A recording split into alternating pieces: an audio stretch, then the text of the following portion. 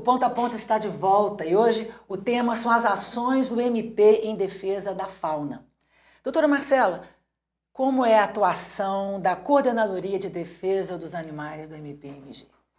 Cris, a Coordenadoria Estadual de Defesa dos Animais é uma iniciativa inédita no cenário do Ministério Público Nacional. Foi a primeira coordenadoria especializada voltada aos animais do Ministério Público. Se iniciou como um grupo no ano de 2011 e se tornou uma coordenadoria em 2017.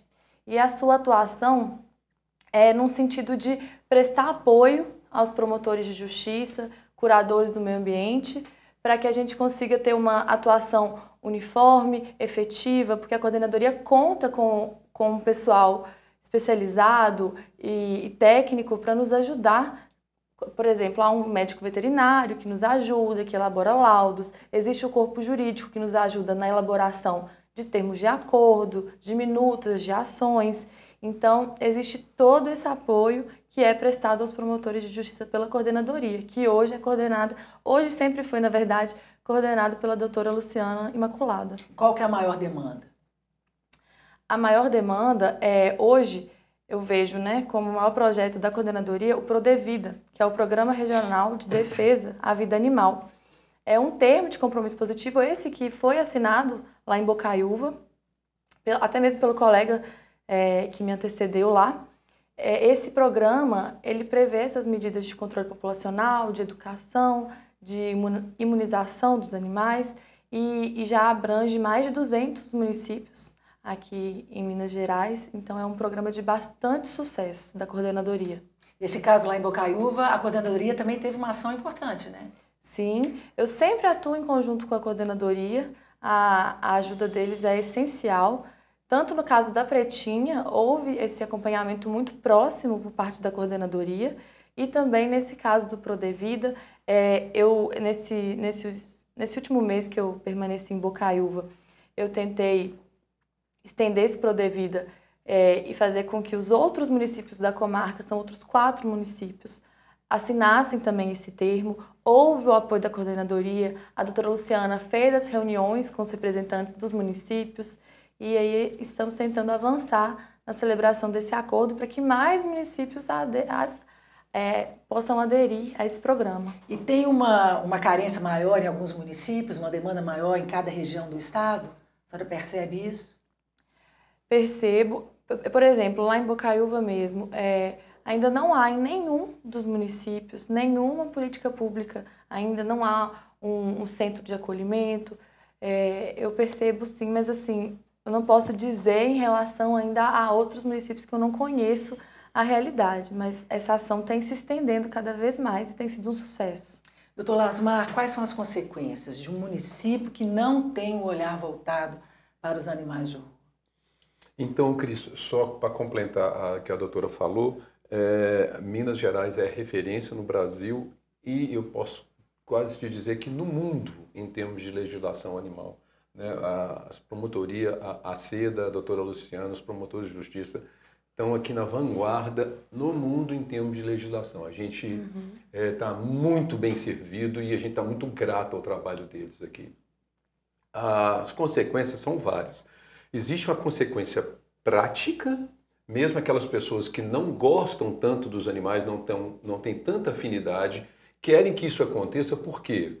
Você é um motoqueiro, você não quer cair atropelando um animal de rua. Você é uma pessoa que tem medo de cachorro, você não quer ser mordido por um cachorro de rua. Você não quer ter uma doença transmitida por um animal, como uma raiva ou uma esporotricose, que hoje está muito comum com os felinos. Então tem essa questão prática e tem também uma outra questão mais subjetiva, que é o valor à vida. Você vive numa cidade onde você vê animais, igual o último MP itinerante a gente estava, uma cachorrinha que há 1 ano estava dormindo debaixo de um carro com feridas de miíases, ela literalmente sofrendo horrores. Aquilo passa a ser uma coisa normal para a sociedade. Passam as crianças e vê aquela cachorrinha abandonada, magra, completamente abandonada, num sofrimento intenso. O que acontece para a educação dessa criança? Então, não existe um município com um índice de desenvolvimento interessante, bacana, aonde você encontra animais de rua. É uma questão de saúde pública, né? Com certeza, absoluta. É a questão, isso é zero dúvida, é questão de saúde pública, é a questão de educação humanitária, é questão de conscientização do valor de toda forma de vida é importante. Doutora Marcelo, como deve ser feita, então, a abordagem adequada de recolhimento desses animais maltratados? Cris, esse recolhimento ele deve sempre ter uma atenção especial ao bem-estar do animal, em se tratando de um animal vítima de maus tratos. E também animais abandonados, é importante que ele seja encaminhado a um tratamento, a uma consulta, um atendimento médico veterinário para verificar a sua situação de saúde. Em se tratando de crime, esse atendimento é importante até mesmo para que seja elaborado um relatório médico veterinário que vai auxiliar depois, vai servir como uma prova dos maus tratos no processo criminal. É muito importante também que essa atuação seja rápida, seja efetiva e que esse animal seja retirado da guarda do tutor ou da pessoa que praticou o crime de maus tratos, mas é sempre isso, é uma ação voltada a garantir o bem-estar e a vida daquele animal. Doutor Lasmar, dá dicas para a gente, quando a gente encontrar um animal maltratado, assim, de primeiro socorro, assim, o que a gente pode fazer? Muito importante a sua pergunta, porque se você não tem muita experiência, tem que ter cuidado. Não é? Você está cheio de boas intenções, de amor, de compaixão, você viu um animal abandonado da rua, se você não tem experiência, tenha cuidado ao abordar esse animal, porque ele pode estar sentindo dor e sem querer te agredir. Então, hoje a gente não tem centros públicos de acolhimento. Então você vai ter que pegar esse animal, encaminhar para uma clínica veterinária ou para um consultório veterinário, receber ali os primeiros socorros, a primeira ajuda e depois, com todas essas dificuldades que foram demonstradas aqui, levar ele para um lar temporário até conseguir uma adoção. Doutora Marcelo, como denunciar o crime de maus tratos aos animais? A denúncia, como todo crime, a gente deve comunicar à polícia militar. É importante que a pessoa que tome conhecimento dessa situação de maus tratos, ela comunique à polícia e forneça o maior número de provas possível, nome de testemunha, fotografias, vídeos, tudo isso vai facilitar o trabalho da polícia e também do Ministério Público. É possível também que essa denúncia seja feita diretamente ao Ministério Público, presencialmente, ou por meio da ouvidoria do Ministério Público, que também é uma forma de recebimento de representações. E apenas em relação a essa questão da apreensão, é importante destacar uma ação, uma decisão do Supremo Tribunal Federal, na DPF 640, em que ficou estabelecido que não é permitida, não é constitucional a prática de abate de animais em situação de maus tratos. Então deve ser garantido o direito à vida desse animal. E também em relação a essa questão do enfrentamento ao crime, a polícia, uma vez tomando conhecimento desse crime de maus tratos, ela deve atuar. E o que pode ser feito, aí até mesmo por parte do Ministério Público, eu vinha desenvolvendo isso em Bocaiúva, uma integração entre os órgãos públicos incumbidos da segurança pública com fornecimento, por exemplo, de checklists, que aí o próprio policial, no momento da abordagem, ele pode preencher um checklist com indicadores de conforto, indicadores nutricionais, de saúde e comportamentais daquele animal. Tudo isso vai ajudar depois no processo criminal para garantir o sucesso daquela ação. É um diagnóstico de maus tratos, como a sua pergunta anterior. Muitas vezes pode ser difícil dar um diagnóstico de maus tratos. Com isso, facilitou bastante os agentes públicos. Mais uma vez. Agradeço as informações, agradeço a presença de vocês e agradeço também a sua companhia. A gente se vê em breve.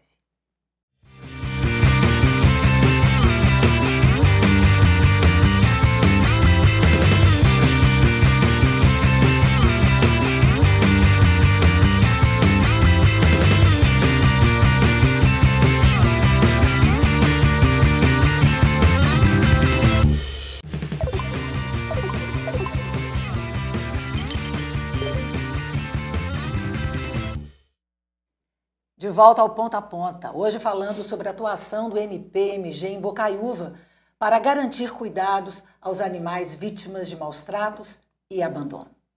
Doutora Marcela, há em Bocaiúva políticas públicas para o controle populacional de animais? Então, Cris, foi celebrado um termo de compromisso positivo no ano de 2021, em que o município se obrigou perante o Ministério Público a adotar medidas de controle populacional, de castração e esterilização de 10% da população de cães e gatos ao ano, e também a promover outras medidas, como, por exemplo, o registro e a identificação dos animais, a vacinação para controle de doenças e também de promoção da educação ambiental. Então, esse TAC ele está em processo de cumprimento. Tive notícia de que vai haver um mutirão de castração lá agora em setembro de 2023 e há uma previsão de castração de aproximadamente 600 animais.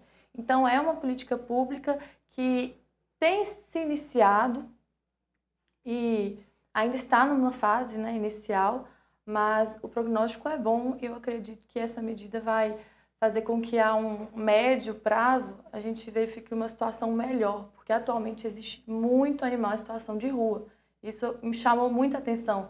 No dia em que eu cheguei em Bocaiúva, em 6 de junho de 2022, me chamou a atenção o número de animais em situação de rua. Doutor Lasmar, a castração é uma medida importante, né? Extremamente importante. Junto com o trabalho de posse responsável, junto com o trabalho de educação que a gente falou no outro bloco, o controle populacional é indispensável. Doutora Marcela, em relação à lei contra maus tratos aos animais, o que essa lei estabelece? E houve avanço? Sim, Cris.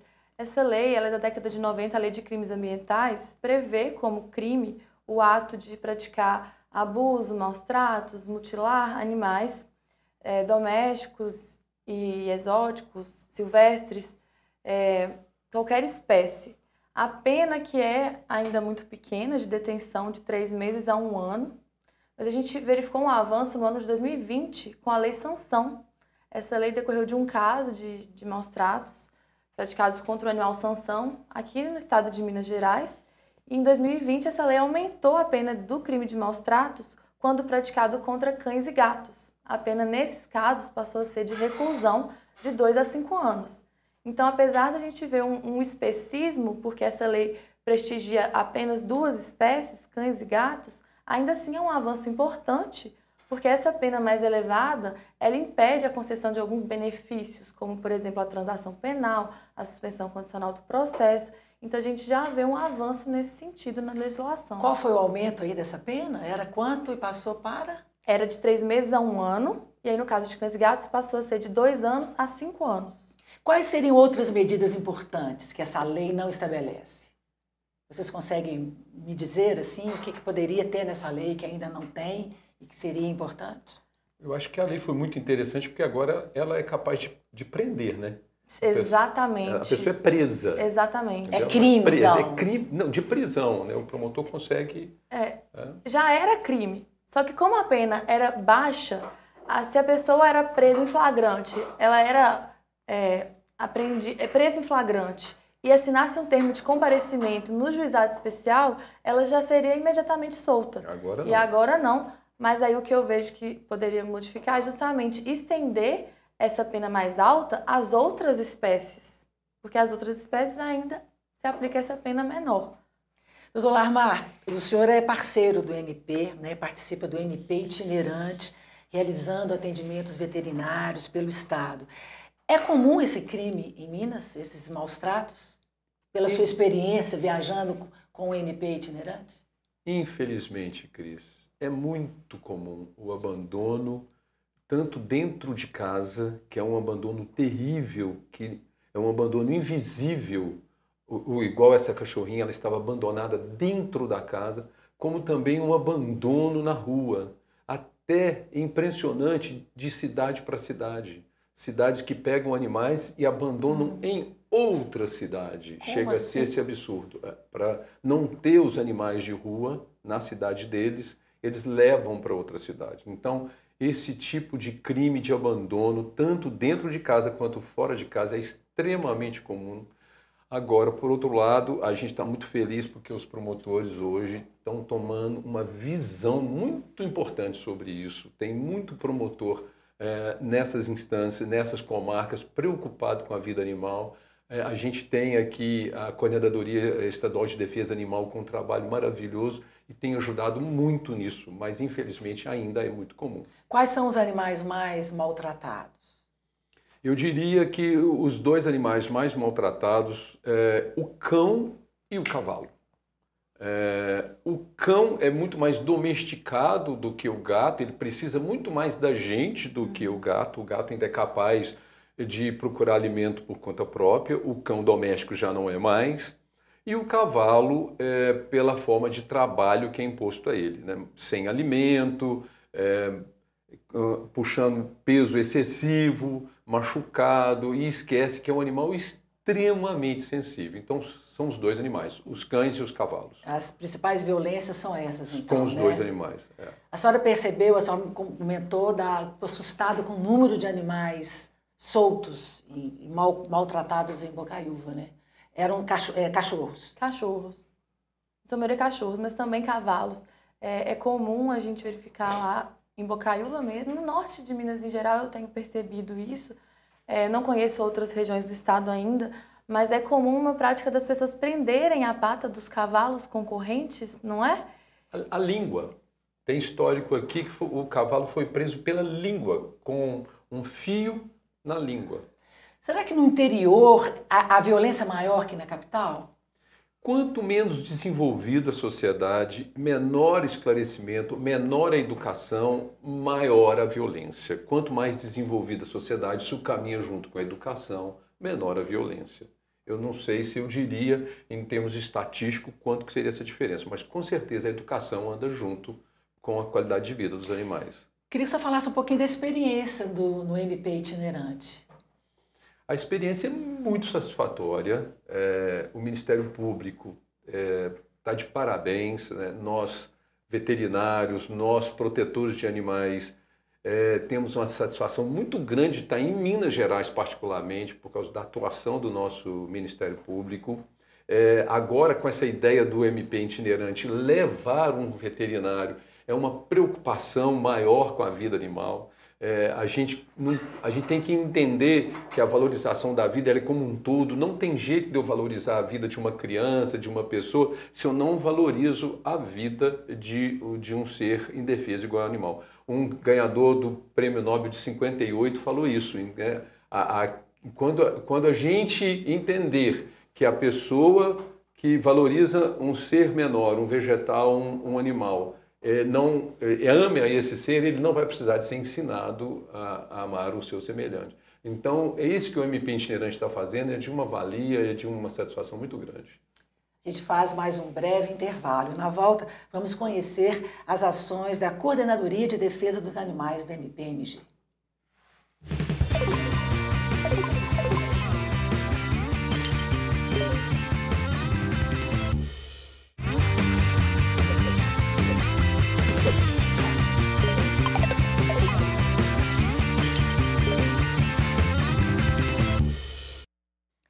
Olá, muito bom ter você aqui.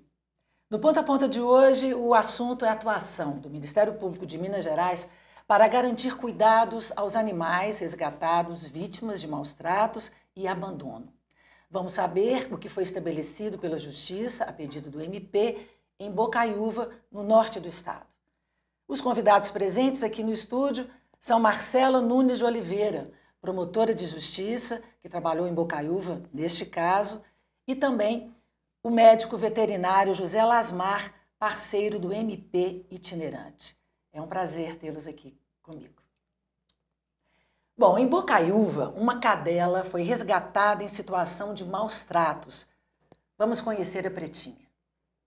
A cadela Pretinha foi resgatada no quintal de uma casa, com características insalubres. A operação teve a participação das polícias militar e civil e da Comissão de Direito Animal da OAB de Bocaiúva. Ela ficou em um abrigo improvisado, sem todos os cuidados necessários, apesar do apoio da sociedade civil, até que o MPMG entrou em ação. Marcela, o MP entrou em ação e o que estabeleceu para o bem da Pretinha? Olá, Cris. Primeiramente, eu queria dizer que é uma honra estar aqui participando do programa Ponta a Ponta da TV MP e na companhia do Dr. Lasmar, que é um colaborador do MP itinerante. Nesse caso, Pretinha, ele foi deflagrado em maio desse ano, 2023. Foi constatada uma situação de maus tratos em que ela e mais duas cadelas se encontravam no quintal de uma residência, realmente em situação absolutamente insalubre. Seu bem-estar não era observado. Então, ela foi resgatada pela polícia, só que a partir daí nos vimos diante de um outro problema. Não havia um local adequado para destinar a cadela Pretinha. Muito embora a lei de crimes ambientais estabeleça que é uma obrigação a apreensão do animal vítima de maus tratos e a sua destinação a um local adequado, sob a responsabilidade de um técnico que seja responsável por esse animal. Então, diante disso, eu me vi obrigada a atuar e de forma breve para garantir que a sua saúde fosse preservada. Então, eu entrei com uma ação judicial junto da coordenadoria, a doutora Luciana Imaculada e a doutora Neilisa Cardoso ajuizaram essa ação comigo. Nós formulamos a petição inicial em conjunto e fizemos um pedido de tutela cautelar antecedente, que foi distribuído à primeira vara civil da comarca de Bocaiúva. O juiz do caso foi o Dr. Rodrigo Cunioche, e ele acolheu o pedido do Ministério Público e determinou que o município de Bocaiúva fosse obrigado a acolher a cadela Pretinha e a fornecer todos os cuidados médico-veterinários e outros cuidados necessários para garantir o seu bem-estar. E o juiz estendeu, a pedido do Ministério Público, essa determinação para todos os outros animais resgatados em situação de maus tratos e também em situação de abandono. A gente agora já tem imagens da Pretinha com a carinha bem boa. Vamos ver a carinha dela? Vamos. Aí. Ela está bem agora, né? Agora ela está bem, ela foi acolhida, ela está num lar temporário de uma família e lá ela tem contato com outros animais. Eu mesma já a visitei pessoalmente e posso dizer que ela tem sido bem cuidada e a prefeitura agora, por força dessa decisão, tem prestado os cuidados. Ela vai iniciar um tratamento de saúde agora, porque em razão da situação de maus tratos anterior, ela ainda se encontra com a saúde debilitada e o Ministério Público, então, continua acompanhando o caso de perto para garantir a recuperação de sua saúde e que ela viva com dignidade. Agora, o importante, eu acho, dessa decisão é que ela é extensiva a todos os animais resgatados vítimas de maus tratos. Isso Exatamente. É muito importante, né? Sim. E agora basta a verificação de qualquer situação de maus tratos, que agora a Prefeitura precisa atuar, caso contrário o Ministério Público vai entrar com cumprimento de sentença para cada caso. Mas sim, agora ela é extensiva e em razão dela a gente já vê o município de Bocaiúva se movimentando para a criação de um centro de acolhimento temporário de animais, porque desde a decisão o município já teve que recolher, no mínimo, que se tem notícias, 5 animais. Então, a demanda vai existir. Depois dessa atuação do Ministério Público, a demanda cresceu, as pessoas tomaram conhecimento de que algo vem sendo feito. Então, essa demanda tende a crescer. Então, o município já está se movimentando para tentar atender essa demanda. É um marco para o município essa decisão? É um marco, Cris, porque não vinha sendo desempenhada nenhuma política pública voltada ao bem-estar animal. Absolutamente nenhuma. Então, agora, ele tem realmente se movimentado e eu acho que o marco decorre também do fato de que, a partir do momento em que há uma decisão judicial reconhecendo que aquilo é importante, isso comunica algo para a sociedade, isso comunica que os animais são importantes, que eles têm valor, que eles não são meras coisas, como se entendia.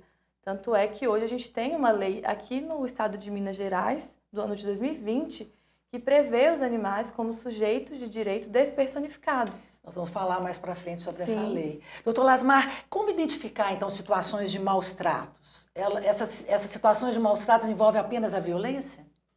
Não, a identificar situações de maus tratos pode vir desde uma necessidade de um perito, né, quando o caso é judicial, né? O promotor, o juiz, designa um perito para atuar, até o próprio leigo consegue identificar.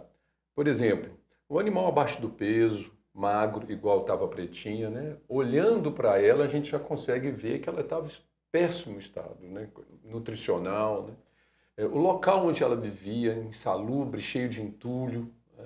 O animal com pulga e com carrapato, sem poder locomover, sem ter espaço para locomoção. Então, pode ser necessário um perito criminal para determinar se tem maus tratos, ou mesmo a própria população, num caso desse da pretinha, foi capaz de identificar. Queria que você falasse também da importância de ações educativas e conscientização da população em relação às causas animais. A educação, eu sempre falo que é a base de tudo, né? A educação, ela é libertadora, né? Sem a educação, se a gente não tiver educação, a gente não tem nada, absolutamente nada, né? Ela é libertadora. E todos os movimentos de direito a animais sabem disso e atuam nessa área porque sabem da importância da educação. Um exemplo muito simples. Uma criança que nasceu lá em Bocaiúva e viu a vida inteira um animal preso na corrente, um cachorro preso na corrente. Como que ele vai entender que aquilo é uma crueldade, que aquilo beira o pecado, um animalzinho que é igual um cão que precisa de cheirar, que é um animal explorador, desbravador, passar a vida preso na corrente, se ele não for educado? Como que essa criança que viu um cavalo sendo espancado, puxando uma carroça a vida toda, nasceu e viu aquilo, não vai compreender quão sensível é aquele cavalo, que ele pode morrer por causa de cólica. Um cavalo é tão sensível que pode morrer por causa de cólica. Então, a educação é a base de tudo. A gente faz, então, agora um breve intervalo e, na volta, vamos falar sobre os avanços da lei contra maus tratos aos animais. É rápido.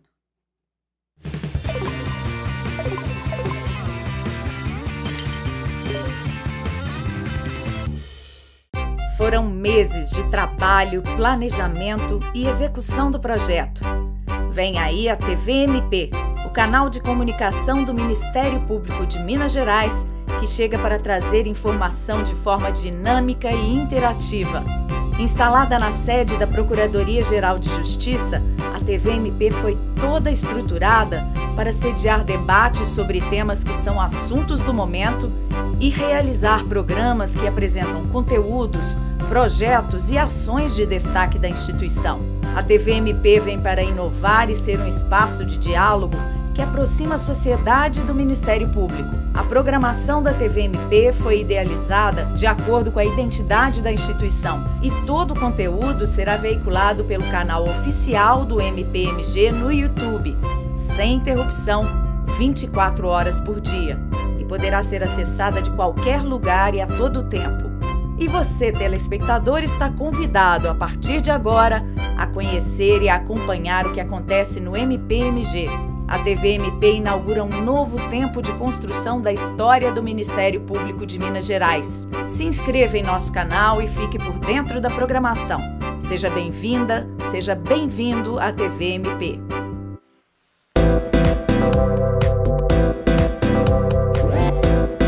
TVMP, em todo lugar, ao seu lado. Realização: Ministério Público de Minas Gerais.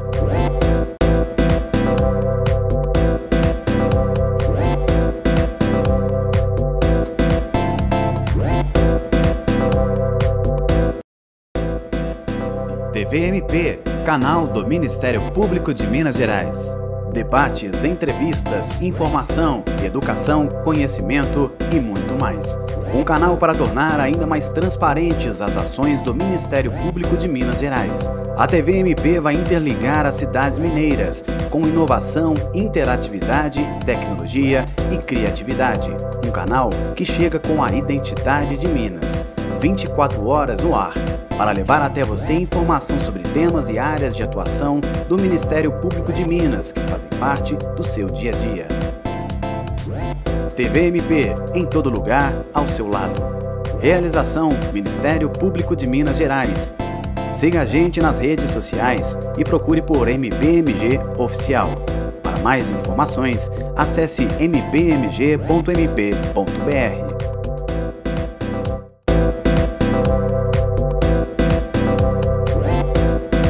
TVMP, em todo lugar, ao seu lado.